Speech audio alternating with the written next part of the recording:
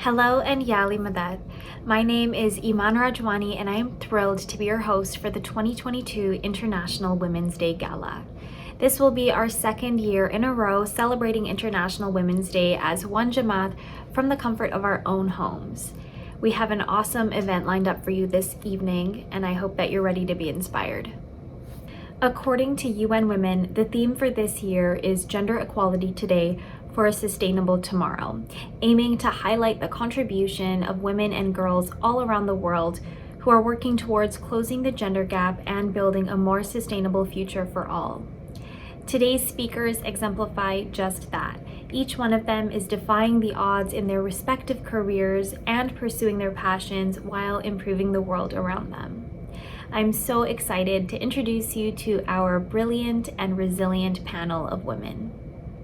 To kick off this event, our first speaker, Aisha Visram, will share her story about making NHL history with the Los Angeles Kings. Aisha is the head athletic trainer for the American Hockey League Ontario Reign and has worked as a certified athletic trainer for over 10 years. She has an undergraduate degree from the University of Guelph and a master's degree from the University of Massachusetts. She is currently a student at Florida International University's Doctor of Athletic Training program. Aisha is going on to her 5th season of working in professional hockey. She's also a member of the National Athletic Trainers Association and the Canadian Athletic Therapists Association, where she serves on the Diversity, Equity, and Inclusion Committee. Our evening will then feature our second speaker, Farangis Juma, followed by an Indian dance performance. Then on to our third and fourth speakers, Shereen Kassam and Shereen Ladha, and last but certainly not least, our final speaker, Nazneen Damji. Now, without any further ado, please allow me to introduce Aisha Visram. Thank you, Iman, and hello to everyone watching the International Women's Day Gala. It is an honor for me to be a part of this event and to share this platform with such accomplished and successful women. I am the head athletic trainer for the Ontario Reign in the American Hockey League, the minor league affiliate team for the Los Angeles Kings. I have worked in hockey for 10 years, with the last 5 being in professional sports. I spend my days providing healthcare services to elite athletes and working with coaches, managers, and other team staff to try and achieve the best outcomes for our organization and also to support our NHL club. I work in a field that is male-dominated. There have been many trailblazing women before me in professional sports, but it is just not as common as it should be. Seeing women behind the benches of professional sports teams still is a rarity and garners attention whenever it does happen. I worked my first NHL game a couple of months ago, and it made headlines because it was so unexpected to see a woman staff member in professional hockey. It had been years, and maybe even as many as 20 years, since the last time a woman athletic trainer had worked a game in the NHL. For a few days, I saw my face and the news of my experience everywhere. Now, I believe that representation matters. So if anyone was inspired by my story, I feel both honored and humbled, even though I found the attention very uncomfortable. But the experience also made me feel frustrated that it was viewed as such huge news, showing that progress in the NHL and professional sports as a whole has been slow. Looking around at other professional leagues, there are women in sports providing healthcare, coaching, managing, but the numbers are unfortunately small. We are still celebrating women's firsts and seconds and thirds because those occurrences are, even now in 2022, considered noteworthy and are infrequent. There is a long way to go still. And unfortunately, I've seen many women have to work harder than men do to get the same opportunities in the sporting world. Sometimes it feels like our experiences and achievements are not weighted the same. The profession of athletic training and therapy is majority women. Over 50% of athletic trainers and therapists are women, and more women are going into the field than men. And while I have spent majority of my professional life working with men, when I was in school, most of my classmates were women. Now, with knowing all of this, why does it continue to be so rare to see women athletic trainers and therapists behind the benches of professional sports teams? And what are the barriers to achieving gender equality in not just my profession, but in all positions in professional sports? As a student in Florida International University's Doctor of Athletic Training program, this is actually the focus of my doctoral work. In the 60s and 70s, discrimination was largely the problem that women athletic trainers faced. In the 90s, the major challenges that they reported were work-life balance and unequal expectations in the home life.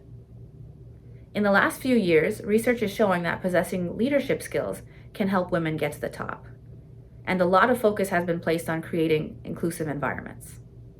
And while these facts and research come from athletic training, it's likely that women in other industries were experiencing similar issues in those eras. So where do we go from here? Not just in my profession, but for all women pursuing careers in fields that are currently male-dominated. How do we empower women to achieve their dreams in any industry? To be clear, women, and anyone in an underrepresented group, do not want special treatment. We just want equal opportunity. We're not asking for things to be easier for us. We want them to be the same. We don't want things to be handed to us either. We want to earn our chances and be deserving of our promotions. The message here is not just to hire people to check off boxes, because that is tokenism and does not create progress. The way forward is to ensure that people who are qualified get the same consideration and opportunity. And everyone, not just women, needs to play a role in ensuring that all people receive equal treatment. If things are going to change, everyone needs to play a role. So how can we make progress? First, anyone in a position to have influence over hiring, let's focus on qualifications and the right fit, not on gender. Diversity is important, but not just gender or ethnic diversity. Having people with varying backgrounds, experiences, opinions, and viewpoints can add innovation, new perspectives, and ideas to your organization. Second, anyone in a position to influence students. Provide all your students with the same opportunities and a level playing field. Because the experiences we have through our educational programs and as we move through our careers as young professionals will dictate what positions we are qualified for later on in our journeys. Students should have equal access to mentorship opportunities, networking, and leadership skills training. Let's make sure individuals in the same programs can have comparable experiences if they want them. Third, anyone in a position to influence facility design. Build your facilities with all genders in mind. Don't let the environment be a barrier or a constraint over who can work there. Let's create spaces that everyone can feel comfortable in and can succeed in. And most importantly, don't discourage women who desire working in male-dominated fields. I have been incredibly fortunate to have people cheering me on every step of the way. I had very few people tell me what I wanted to do was impossible or would never happen. And that makes a difference. I hope that everyone has that kind of support in their life. And I look forward to the day when professional sports environment is no longer considered a male-dominated field. To all the women working hard to break into male-dominated industries, don't give up. There are many women out there working hard to break down barriers. Let's keep showing that we belong in all professions. To everyone watching, follow your dreams and be persistent, work hard and perfect your skills. And above all else, believe in yourself. Thank you. Thank you, Aisha, for sharing your incredible story that shed light on the importance of representation and inclusion of women, specifically within the significantly male-dominated sphere of professional sports. You are truly paving the way for young girls everywhere. Up next, we have the privilege of hearing from Farangis Juma. Farangis immigrated to Canada from Kabul, Afghanistan in 1997. She completed her post-secondary education in Quebec, obtaining a college diploma in law and a bachelor's degree specializing in urban planning. At 22, she became the president of the Urban Planning Association at Concordia University. At 25, Farangis started an air purification manufacturing company with her father. She has now refocused her goal of pursuing management training and is currently participating in a $14 million holistic wellness pilot project with McGill University. Please allow me to welcome Farhangiz Juma. Yali Madad, happy International Women's Day. My name is Farhangiz. I'll be talking a little bit about myself and gender equality at large. I was born in Kabul, Afghanistan, and left the country when I was only 2 years old. I grew up in Toronto and moved to Quebec for post-secondary education. Growing up, my parents were very supportive and encouraging of our extracurricular activities, community involvement, and career aspirations. Looking back, I now know that I was very privileged to have had a Canadian upbringing and had the opportunity to complete my education in the Canadian system. My parents worked very hard to keep us grounded and motivated to pursue our education and create our own paths. I completed a college diploma in law and studied urban planning in university. In my second year, I transferred to the specialization program, which required an internship in the final year.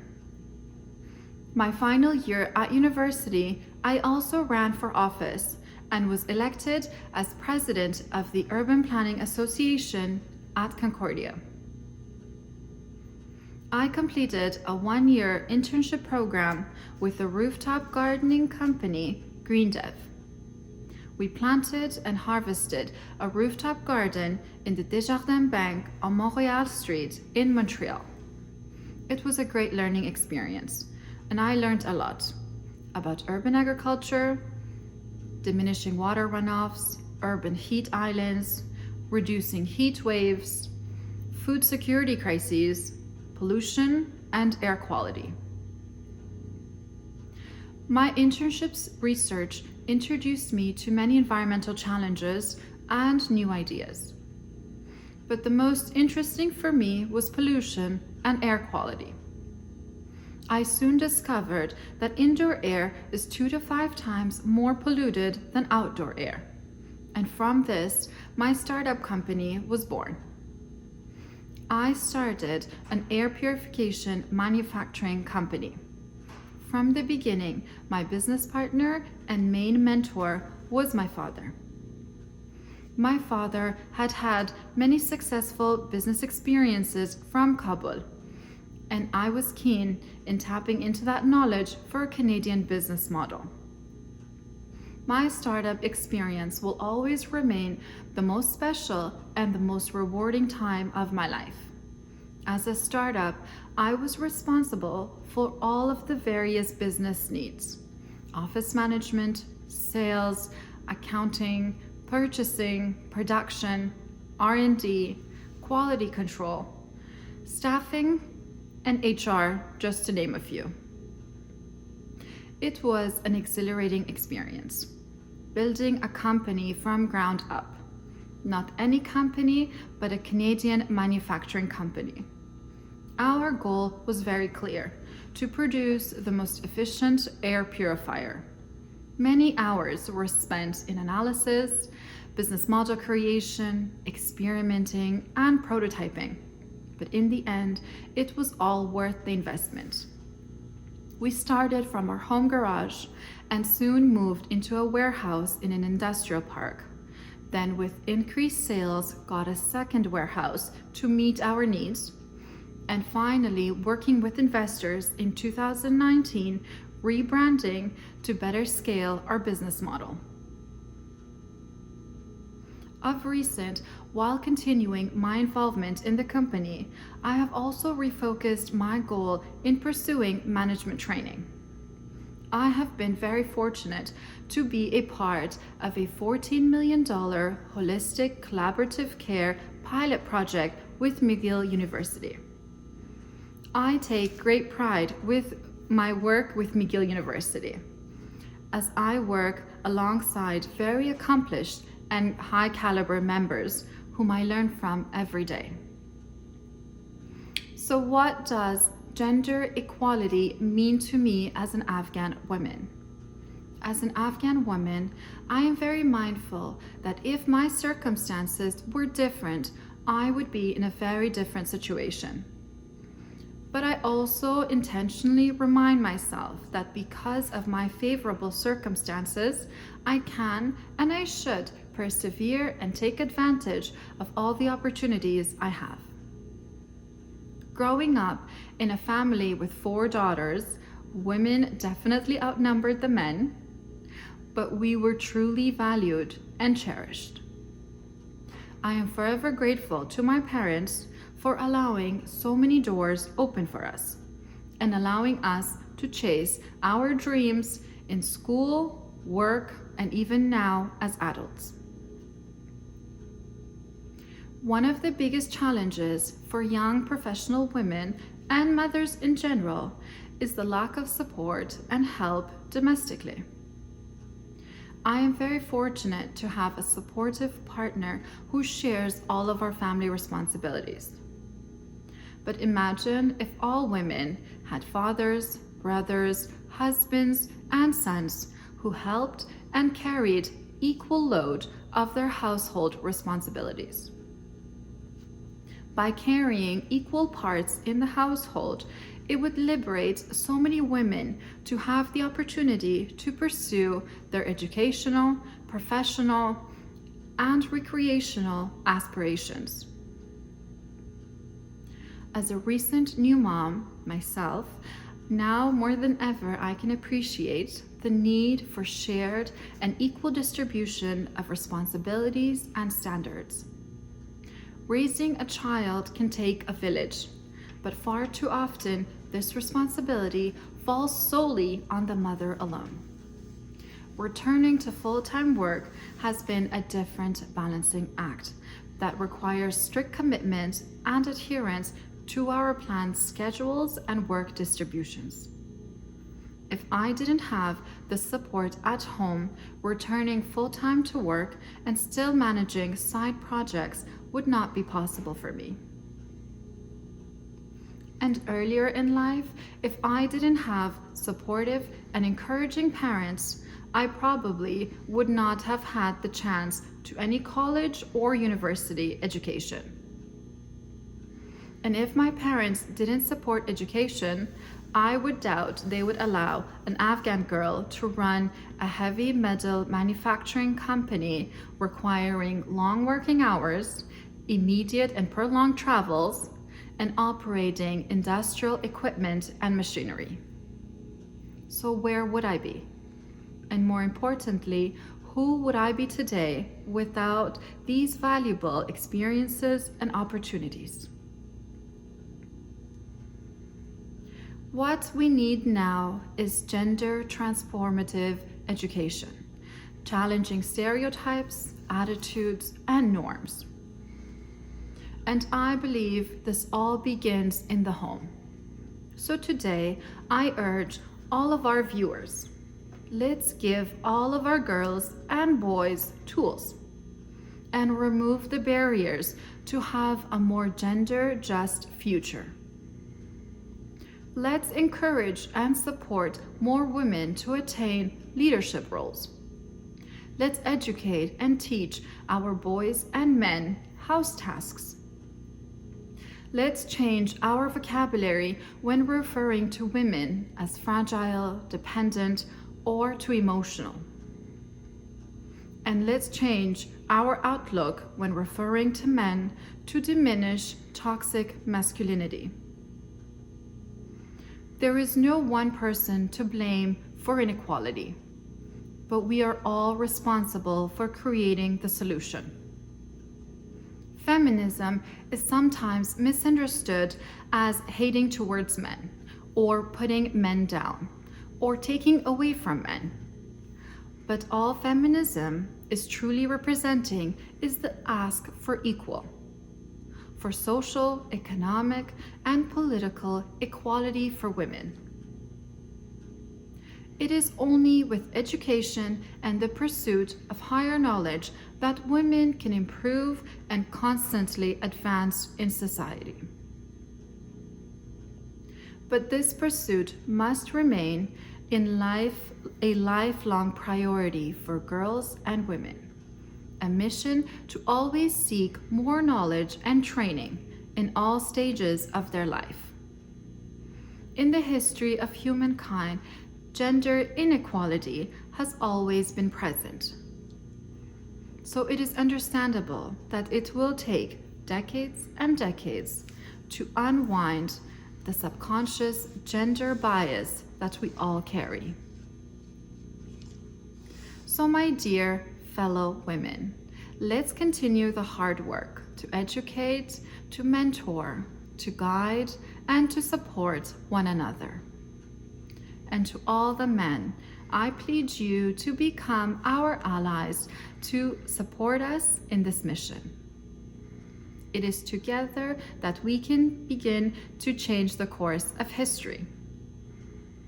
It is also on us to better prepare and equip the younger generations to never differentiate between our sons and our daughters, for it is only them who truly hold the future.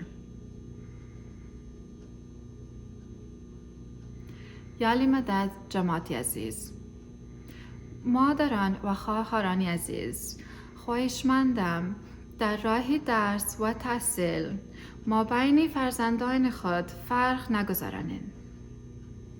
بگذارانین دخترای شما پیش از هر کار دیگر درس و تحصیل خود را به سر برسانید. و از پدرای عزیز خواهش میکنم در این بار همکاری کنند. تشکر. Thank you, Farangis, for sharing your empowering story to success, and congratulations on all of your achievements to date. I particularly appreciated the importance that you placed on the role of men in supporting, encouraging, and advocating for the women in their lives to carry out their personal and professional aspirations. Coming up next, we are so fortunate to be able to view a lovely Kathak dance performance by one of our speakers this evening, Shereen Ladha. Shereen is a professional dancer, choreographer, artist, instructor, and social influencer based in Toronto, Canada. She is also the owner of the popular YouTube channel Dance with SL that has over 30 million views. Shereen has been profiled for her work on various news outlets, including BuzzFeed, The Washington Post, and The Globe and Mail, to name a few. She has been featured in several Netflix original series and Hollywood films. Shereen is also a graduate from the MBA program at Schulich School of Business in Marketing and Strategy and works as a strategist at a marketing communications agency in Toronto. Following Shereen's dance, she will be joined on our virtual stage by our fourth speaker, Shereen Kassam. Shereen Kassam is an internationally touring stand-up comedian who has performed worldwide on stages from New York to Saigon. Named Florida's funniest female, she has also appeared on HBO and NBC. Shereen has had the opportunity to work with the likes of Arsenio Hall and Carlos Mencia and more. She is also the host of the top-rated and award-winning Apple podcast, Creative Breakthrough. When Shereen's not touring the world, she's working as a strategy manager at the Walt Disney Company. Shereen received her BA from Brown University and an MBA from the Wharton School at the University of Pennsylvania.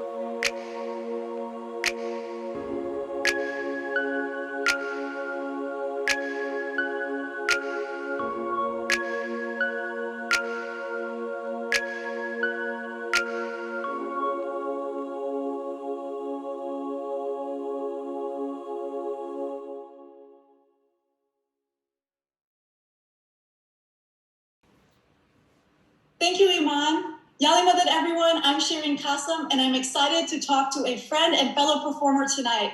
Give it up for Shereen Ladha. Hello, hello. Hi, Shireen, fellow Shireen.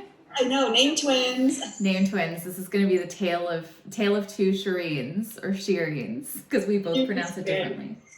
Can you believe it's been almost 4 years since we shared the stage at Diamond Jubilee in Lisbon? I actually can't believe it, especially because it feels like the last 2 years didn't really count. So it's really only been 2 years since Lisbon, let's just say that. But yeah, I can't believe we've known each other now for 4 years. We've worked together a ton, even though we live in different countries, but it's been fantastic. I know. Well, we saw each other, at United States Sports Festival, right? And then yes. You did my podcast, which was amazing. I did. And you did the Canadian or the Ismaili New Year's celebration, which was fantastic. But Shireen and I met because we were both performing in Lisbon at the Jubilee Arts Festival. Shireen was an amazing host for all the Altus Arena shows, and there were also some daytime shows, I believe, that you were hosting as well. You just did a whole load of hosting the entire weekend, and I was performing at the Altus Arena as sort of like a surprise guest act. Yes, and then you taught us how to dance, and trust me, I could have used more lessons. It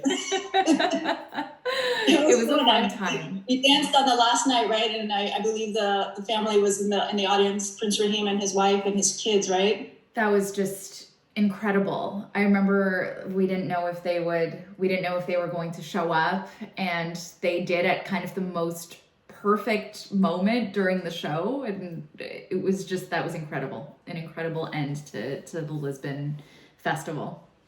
For sure. So now I know what you do and you know what I do, but for everyone else listening in today, can you tell us in one sentence, describe what you do? Yeah, so I am a multitude of different things that I'm going to try to limit in one sentence. I am a dancer, choreographer, artist, and artistic director, based in Toronto, Canada. But my work within the dance sphere has sort of taken me all around the world. And for you too, describe what you do in one sentence. I'm sure that's going to be really difficult too, because you do so much.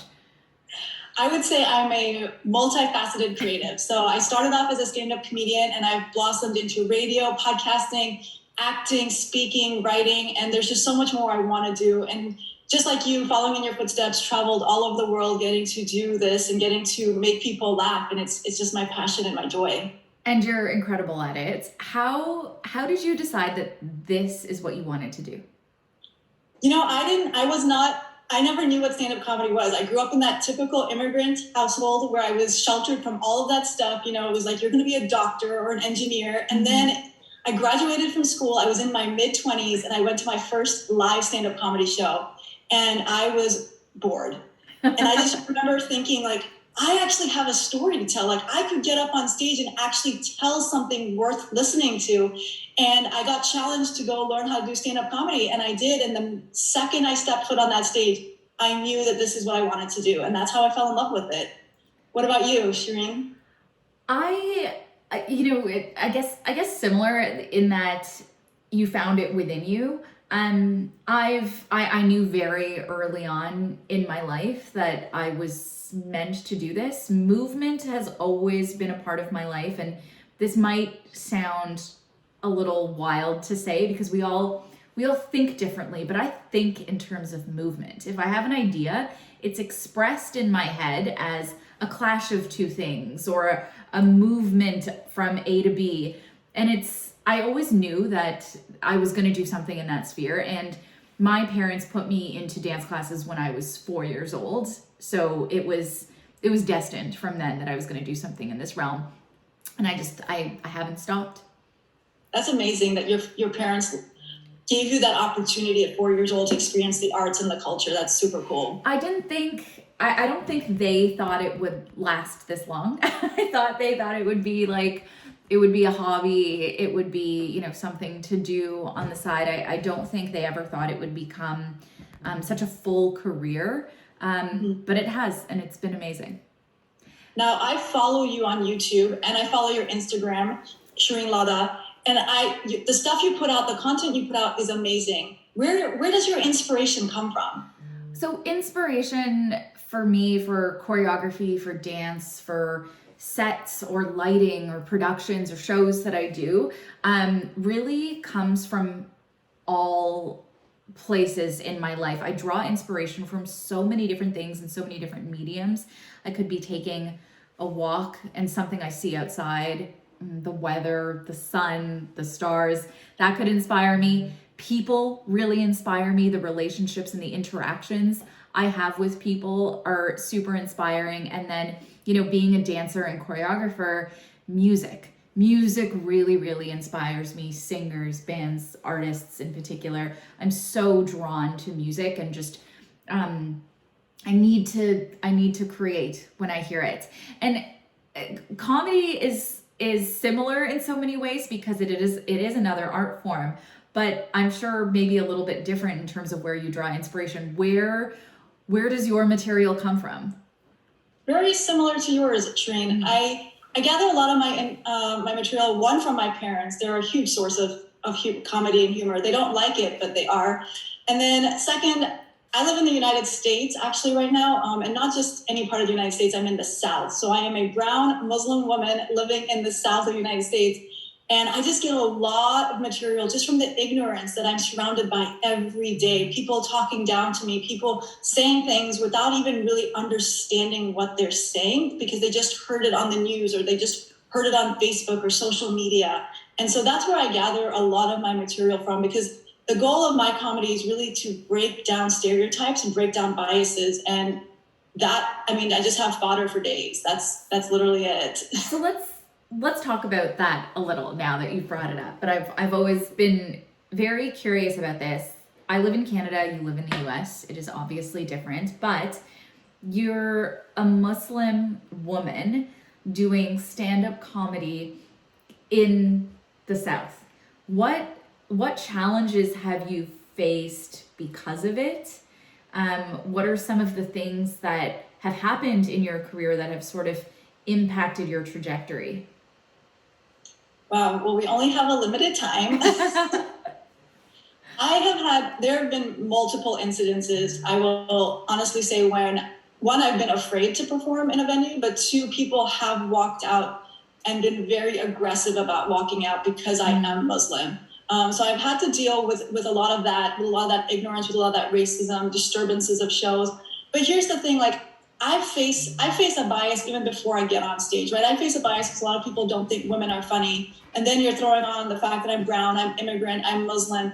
And the best part about it all is that they don't even realize what I'm about to do on stage. And when I say that, I say all these biases really just help me be funny. My goal is just to be funny and get booked and then go on stage and smash these biases and smash these stereotypes. And that's what I do. So the more bias you throw at me, the more I'm going to throw right back at you, because it fuels me. It fuels me to do better, to perform better, to write better material, to show you that what you're doing is wrong and how you're treating me and talking to me is wrong. And I am going to show you why. So definitely lots of challenges, lots of obstacles. And I won't lie by saying, yes, sometimes I do have to take a step back and really think about what I'm doing, and am I being in a safe space, and am I approaching this the right way? And of course, I still have those moments of doubt.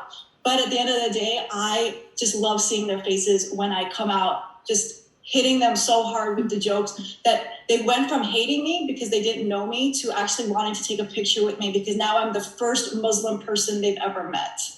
It's incredible that you're actually breaking down barriers, not only just for the art that you've decided to pursue, but in terms of gender equality through your art. That's amazing. Well, you're doing the same thing. You've done some, as like I said, I follow you, and you've done some amazing things, and you've traveled abroad. And I'd love to know, when you're traveling abroad, does it ever get in your way, who you are as a person and what you're bringing to the stage? Yeah, I guess travel provides so much inspiration, and I'm so lucky to be able to do that. I started traveling for dance very early on in my career to go perform at different places or film something. And I would say in the last, 7 years now since I've sort of started my solo career. I've gotten to produce touring stage shows. I've done 2 of them. I was in Dubai for the Jubilee Games, choreographed the opening and closing ceremonies. We were in Lisbon together. I was touring in Australia right before the pandemic. And it's awesome. The pictures you posted and the songs you posted and the dances you posted were amazing from Australia. Definitely, if you haven't seen them, everyone, you should check them out. Thank you. It's actually, and the reason I got to go was because of a connection that I made in Lisbon. We all made so many connections. You and I connected there, but it was because of a connection that I made in Lisbon with an artist, Farhangiz Jumah. He's an incredible singer and brought me out to Australia to tour with him and his band, Koali Troupe, and we were doing a series of shows at the Woodford Folk Festival. I mean, I guess when you're, being a dancer and being a woman, and then, being in situations where, I'm traveling alone, I'm working with these big sets and these big troops and giant companies, and I'm kind of there by myself. I have to advocate for myself a lot, and I had to find that within myself very early on in my career. I think I always used to be a little bit more timid and just kind of like let things flow the way they did. And I did notice as I sort of matured as a dancer, and I matured on the business side of things too, that I really had to advocate for myself in some spaces.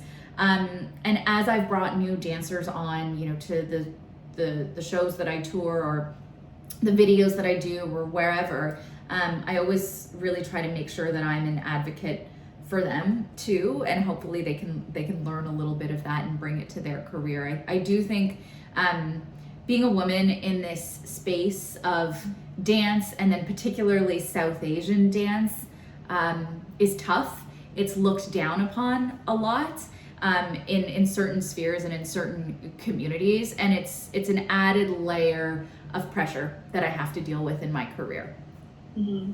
But it's great that you, like you mentioned, you've grown, you've overcome, and now you're mentoring other young women who want to follow your footsteps. And that's just great that you recognize that there is this need, and that you recognize your struggle and you want to help lift other people up. And I think that's such an amazing quality. And I think that, it's something that you do too, right? Like certainly through Lisbon, we were both acting as these mentors for the performers there. And I think in whatever spaces we can do that, we definitely try to. I think that's sort of key to achieving a little bit more balance in the spaces that you and I are in.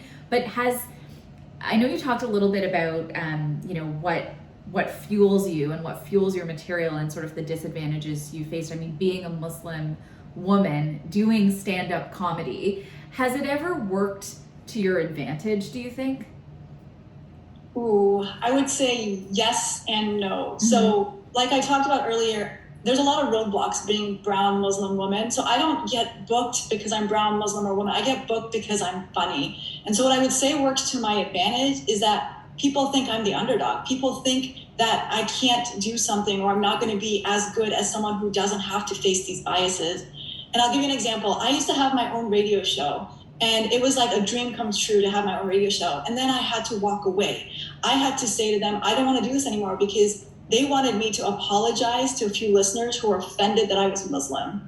And I was like, that is not going to happen. And that fueled me to then go start my podcast, Creative Breakthrough, which just got awarded Best Business Podcast by the International Women's Awards, right? So now it's like, you're telling me I can't do something? Watch me. Just watch me go and do something even better. Like they say, there are more roads than roadblocks. And so, yes, I think people treating me like an underdog with all these biases works to my advantage. Well, it's because of your tenacity. I think like you're able to turn things that are pretty horrible situations into opportunities for yourself. I think that's a great learning here. Not everybody has the confidence or the strength to do that, and we have to kind of find that. I think similarly, I used to think that it was an advantage sometimes, because early on in my career, like when I was a teenager a very, very long time ago, I used to get a lot of auditions for like Bollywood dancer #1, or like, you know, Indian dancer in this movie or this commercial or whatever. I was getting booked a lot too. Every time I would go to these auditions, I had like a really long lucky streak, I don't know. But every time I would go for these auditions, I would get booked, and I used to think like I really leaned into this niche and it's totally working to my advantage because I'm getting booked for all of these things. Now, that was a long time ago, and I would say like the material that I was featured in, you know, the things that I was Bollywood dancer #1 and in this commercial and that commercial, were probably hugely stereotypical, and I wouldn't do them today. So I would say that I used to think it worked to my advantage. I would probably not do those kinds of commercials or movies or storylines again. I think I've moved to a space where I'm now much more about accurate and appropriate representation. And I think now I don't want to look at it like it's an advantage. I want to look at it like I think if you start looking at it as an advantage in this space that I'm in, which is dance in particular, there's this mentality amongst dancers and, you know, often women too, that there can only be one. And I don't want anyone to have that mentality in dance anymore. I want there to be room for everyone. Dance is a hugely competitive space, and the more opportunity that exists, the more stories that are being written, the more roles there are, the more opportunity there is for all of us. So I kind of want to adopt a different approach when it comes to thinking of my background and the fact that I'm a woman as an advantage. Right. And it's funny because those same themes are across all arts, I feel like. Even in acting and comedy, there's only room for one woman or one person of color or one stereotypical, like even with acting, it's like always, can you play the terrorist wife, or can you play something that, why can't I play the doctor, right? Like, why do I always have to play these roles that you think we can only play? So I love that you are standing up for yourself and telling auditions and stuff, like you can do more. But I will make a shameless plug, Shereen Ladha. If you ever get a Bollywood person calling you, you can send them to me, because that's my dream, to be in a Bollywood movie. I will send them to you because there's room for all of us, right? There's room for more than one Shireen. I can figure out how to dance. I can figure it out. You know what? When I kind of want to say one more thing about just like being a woman and being a dancer. When we were in Lisbon, after some of our shows, and I'm sure you were getting this a lot too, after our shows, so many people would come up to me, so many parents would come up to me and say that, oh, my daughter or son always wanted to do this. Usually people's daughters, to be honest. My daughter always wanted to do this. She dances at home for fun. I always stopped her. I didn't think that it's an actual career, but seeing you up there makes me feel like she can do it too. And that's the role I always wanted to play. I wanted to open doors for people. I wanted to create space for people, because that's sort of my way of helping to balance the scales a little bit more, and in the thing that I can influence. But I know we're coming up to time. I just wanted to ask you, what has been the high point of your career so far, or what was that point where you knew, like, I've made it as this like female comedian? Oh wow, okay, I'm gonna give you two. I'm gonna give you pre-COVID and during COVID, because I feel like anything that you've accomplished during COVID needs to be celebrated. Just getting out of bed has been such a hard thing to do. So pre-COVID, I would say being invited to perform for HBO. That was a huge honor. There was only 5 of us selected, and I was the only female selected. And so that was just a really cool honor to be part of that group of talent and showcasing how much I had worked to get to that point. I was also one of the newer comics on the bill, so I hadn't been in the game as long, but they recognized how much work and time I had put into it. And so that was really cool, because for a whole week, they treated me like a celebrity. And I really should have retired after that, because it has never been the same. And then I would say the second pinnacle during COVID has been, I just gave a TEDx talk. And that was huge for me, because it was never a goal to do a TEDx talk, but this guy on LinkedIn kept pestering me to sign up to do this coaching program. And he told me that without his coaching, I would never be able to do a TEDx talk, that it's too difficult to do on your own. And within 6 months, I walked away from him and I applied and I gave a TEDx talk. And to me, that was just in the middle of COVID, in the middle of not feeling like I knew what I was doing, right? Like within a snap of a finger in 2020, I lost all my comedy shows. I lost all my speaking engagements. I didn't really know my place in the world anymore. I was spiraling in a way. And being able to walk away from this person telling me I couldn't do something and kind of kick it into high gear during COVID and find a goal and find a reason to kind of get out of bed in the morning was probably a high point for me. So yeah, those are the two. And you've listed so many already, I guess, out of those, and there's probably more I don't even know about. What has been the pinnacle of your career? Honestly, I do want to say very similar theme to you in all this, like people telling you that you can't do something.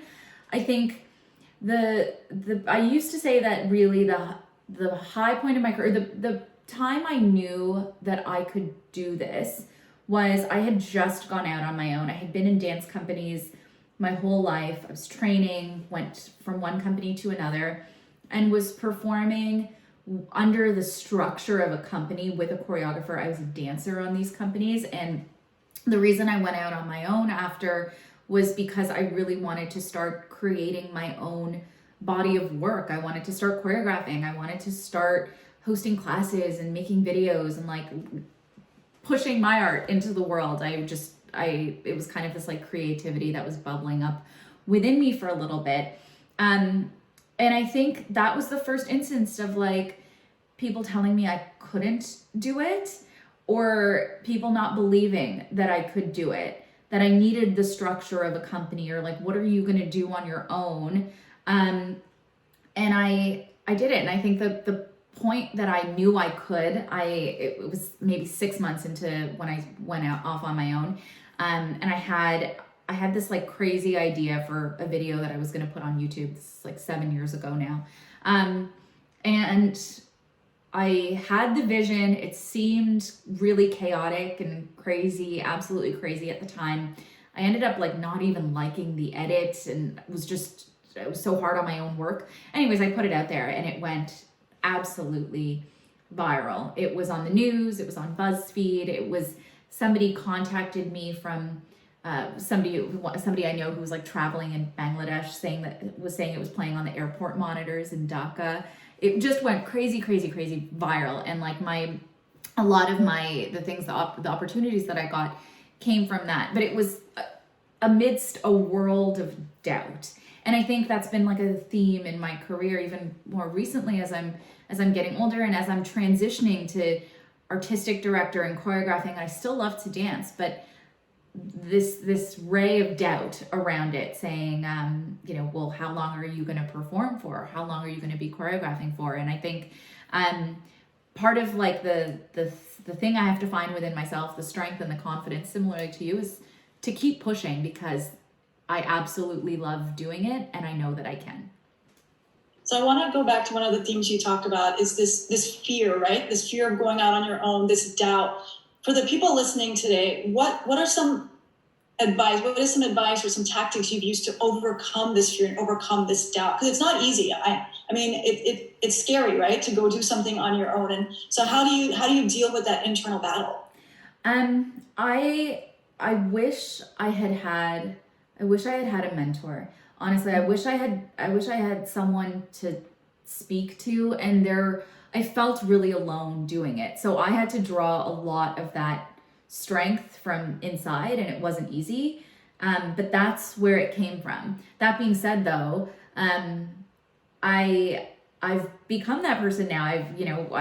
The experiences that we had in Lisbon, I don't want any other dancer or female dancer to now be going out on their own and not have me to come to. I want to act as that mentor for people, because I didn't have that myself. Mm-hmm. And when you go up to perform, honestly, I can't, I know we're both stage performers, but it is just so different.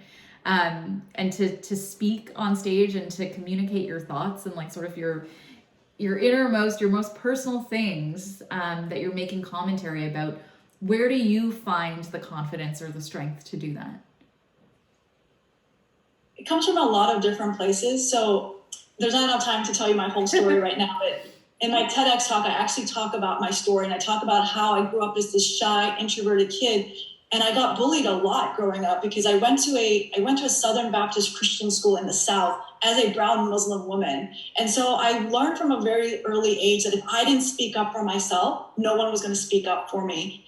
And it took a lot of time to get to where I am today. I didn't just wake up one day in grade school and say, this is what I'm going to do. It took me till my mid-20s. And every day is still a challenge for me. Every day I'm learning how to be more confident, learning how to stand up for myself.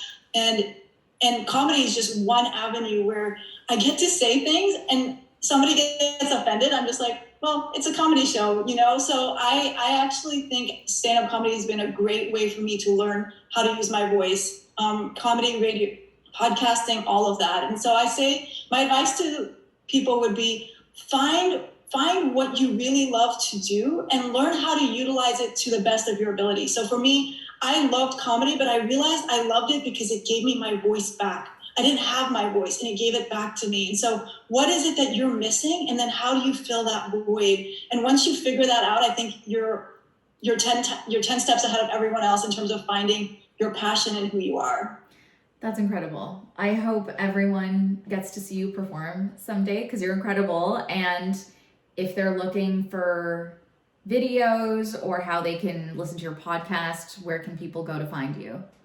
Yeah, definitely. So you can go to funnybrown.com or follow me on social at funnybrown and you can see all my touring dates, videos, reach out to me if you have questions, if you want to listen to my podcast, all that good stuff. And then what about you, Shereen Ladha? Where can we find you? You can just look up my name anywhere. I'm Dance with SL on YouTube. Just type in Shereen Ladha and I'm at Shereen Ladha on Instagram. I'm not on TikTok yet though. I'm on it, but don't find me out there. Don't find you. I feel like I was too old to be playing around on TikTok. Haven't quite found what I want to do on there yet, but we'll see. Well, it was such a pleasure talking to you. I do not know why I keep using your last name when I speak to you. I feel like it helps differentiate who we are. Yeah. To wrap up, this has been a tale of two Shireens, both artists. It was lovely talking to you. And I hope that we see each other on stage very soon in the future. Yes, I can't wait.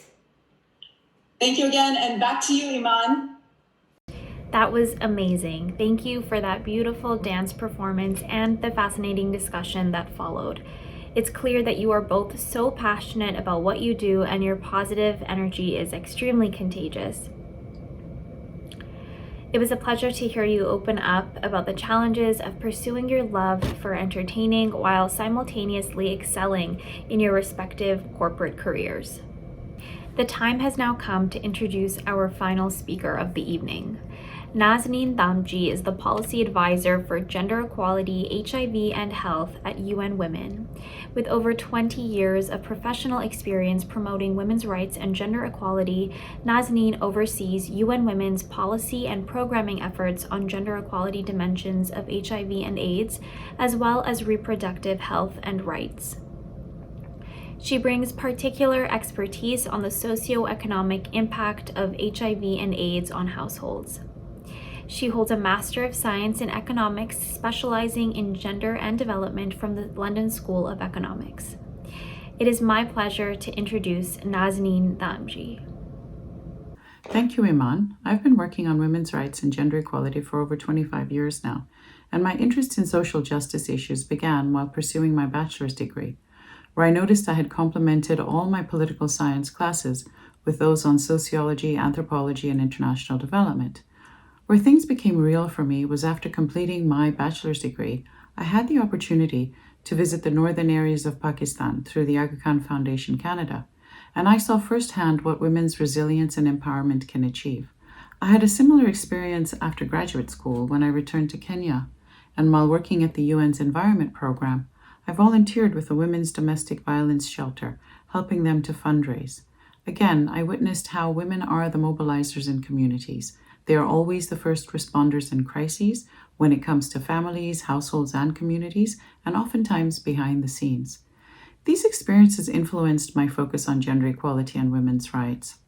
So how and where does health come in, you might ask? I guess it was really one of those being in the right place at the right time situations. I had started working at the UN in New York and was asked to support our organization's efforts during the Commission on the Status of Women's review of gender discrimination in HIV/AIDS, as well as the special session of the General Assembly on HIV, which was the first of its kind to focus on a disease. It became clear for me through these efforts that women had become a bit of a blind spot in the fight against AIDS, and indeed, they were being impacted both in terms of infection rates, but also as caregivers of those who were sick and dying of AIDS. As I continued to work on HIV/AIDS, I realized that health systems are not gender neutral. They reflect the biases in society. Unequal gender norms, stigma, and discrimination are all root causes which explain why oftentimes women lack information, have restricted mobility, and have little time to access healthcare facilities. They often also have less access to financial resources, overwhelming caregiving responsibilities. They sometimes face violence, and they're often limited in the amount of decisions they can make about their own health. However, when women and girls are informed of their rights and empowered to demand them, our experience is that they will line up outside clinics to seek services. Health is a human right, so investing in women's health needs no justification. That said, healthy women are productive women, and women's social and reproductive roles make them key to demographic and development effects. In addition, women not only provide most of the informal care in houses and households and communities, they also represent 70% of the global health workforce, and this therefore impacts overall population health. It therefore requires us to invest in women's health.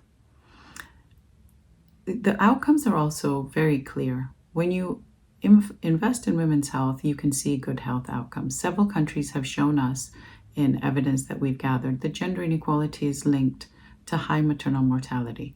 In countries with lower levels of inequality, maternal mortality is better. In addition, women's voices need to be heard. They are the ones that provide solutions. Promoting and encouraging women's leadership on medical boards, for example, could be a matter of life and death. According to a recent study which examined the relationship between female board members and medical product recalls, it found that highly defective medical products and treatments are recalled 28 days faster when more than one woman is on the board of directors compared to an all-male board. With COVID-19, we've seen women leaders seem to be were faring better actually in the early days of the response to COVID. As we commemorate International Women's Day, the importance of women's participation and leadership cannot be stressed enough, not simply for better outcomes, but for equal representation as well. Another important lesson I've learned in my years working on women's rights is the importance of nurturing and supporting women's organizations and facilitating spaces for their mobilizing and leading in communities. Fostering community-led and civil society movements are critical. When policies are targeted to their needs identified by the communities themselves, significant results can be achieved. And I've seen this firsthand in our work in supporting women living with HIV. COVID-19 has exposed some of the challenges for health systems all over the world. Even the most advanced and best resourced health systems have been strained. The most marginalized, of course, have been most affected, and this especially includes women and girls. Based on our research and analysis, we know that the social and economic fallout of the COVID-19 pandemic has had particularly severe impacts on women and girls. It has increased rates of domestic violence. Women have lost jobs at a faster rate due to their increase in care responsibilities, but also because their jobs were often insecure and lacked basic rights and protections. In 2020 alone, 64 million women worldwide dropped out of the labor market. So what the pandemic has done is to make the inequities universally visible and no longer ignorable.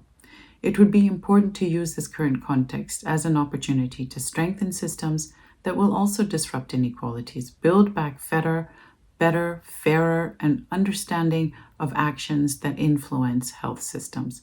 We must take the lessons from HIV and from the COVID pandemic and apply them to building a more gender equitable future, which will also then mean a more equitable future for everyone.